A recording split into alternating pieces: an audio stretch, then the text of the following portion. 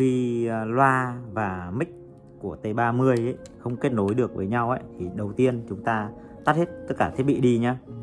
Sau đấy thì đầu tiên sẽ bật cái mic không dây lên.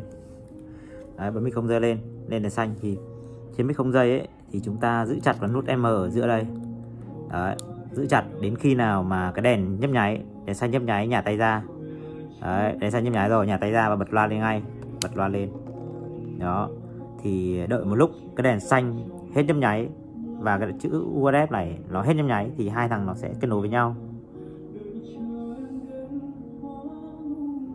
Ví dụ đây là chúng ta bật chậm quá ấy.